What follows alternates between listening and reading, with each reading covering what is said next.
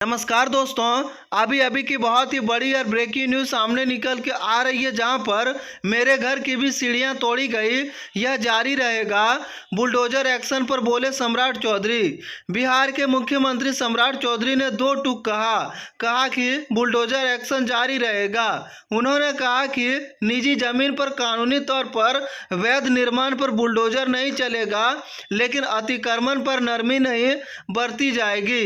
बिहार में चुनाव के जब नई सरकार बनी, डिप्टी सीएम बनाए गए सम्राट चौधरी को गृह विभाग मिला। सूबे में तभी से बुलडोजर एक्शन शुरू हो गया, जो सम्राट चौधरी के अब तक मुख्यमंत्री बन जाने के बाद भी जोरों पर है।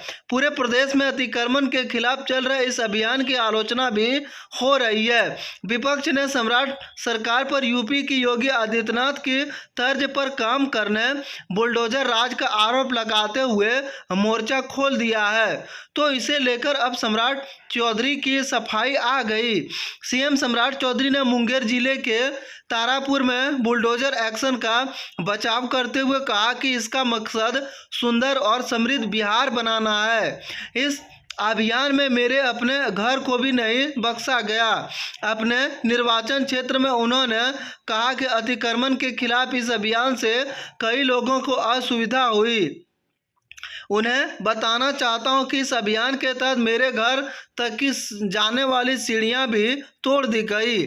सीएम ने बुलडोजर एक्शन को लेकर आम जनता की शंकाओं पर भी सरकार का रुख साफ किया। उन्होंने स्पष्ट कहा कि किसी की भी निजी जमीन पर अगर कानूनी तौर पर सही तरीके से निर्माण हुआ है तो उस पर बुलडोजर एक्शन नहीं होगा। सीएम ने साथ ही यह भी कहा कि सरकारी जमीन पर जहां भी अतिक्रमण दिखेगा वहां कोई नरमी नहीं बरती जाएगी। उन्होंने कहा कि सुंदर और समृद्ध बिहार बनाने के लिए हमें कड़े फैसले लेने होंगे। गौरतलब है कि राष्ट्रीय जनता दल आरजेडी और सीपीआई लिबरेशन जैसी पार्टियों ने बुलडोजर एक्शन को लेकर सम्राट चौधरी की अगुवाई वाली सरकार के खिलाफ मोर्चा खोल रखा है।